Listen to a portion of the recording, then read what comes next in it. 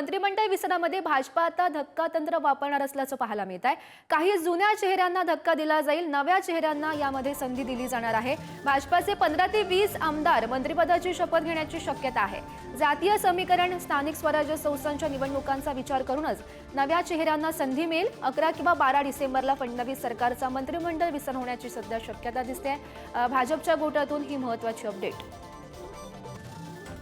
तर या संदर्भात अधिकची माहिती जाणून घेऊयात। आमचे प्रतिनिधी सुशांत सावंत आपल्या सोबत आहेत। सुशांत, आपण पाहतोय मंत्रिमंडळ विस्तार सध्या रखडलेला आहे, कुणाला नेमकी संधी मिळणार याची उत्सुकता सर्वांनाच लागलेली आहे।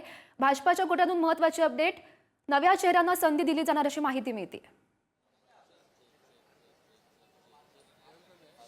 गौरी, आपण जर बघितलं असेल तर भाजप अनेकदा धक्कातंत्र वापरत आलेला आहे। इतर राज्यांमध्ये देखील भाजपनं ज्यावेळी सरकार तिथलं स्थापन झालं त्यावेळी धक्कातंत्र वापरलं होतं। महाराष्ट्रात देखील अशाच पद्धतीचं धक्कातंत्र वापरलं जाईल। काही नव्या चेहऱ्यांना जी आहे ती संधी दिली जाऊ शकते अशी आपल्याला खात्रीलायक सूत्रांकडून माहिती मिळते। त्यासोबत मागील सरकारच्या काळात जे मंत्री होते, ज्यांची कामगिरी समाधानकारक नव्हती, अशा नेत्यांना, मंत्र्यांना खरं तर डच्चू दिला जाईल असं देखील आपल्याला कळतंय।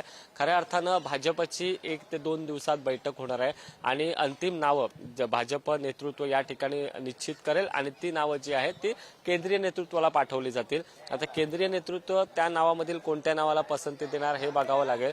मात्र जी आपल्याला माहिती मिळते त्यामध्ये काही नवे चेहरे ज्यांनी आक्रमकपणे भूमिका घेतली होती मागील 5 वर्षांमध्ये, असे नवनियुक्त आमदार असतील, त्यामध्ये नितेश राणे असतील, गोपीचंद पडळकर असतील, महिलांमध्ये विचार केला तर माधुरी मिसाळ असतील, राहुल कुल असतील, यासारखे नवे चेहरे जे आहेत ते या मंत्रिमंडळात येऊ शकतात अशी आपल्याला माहिती मिळते।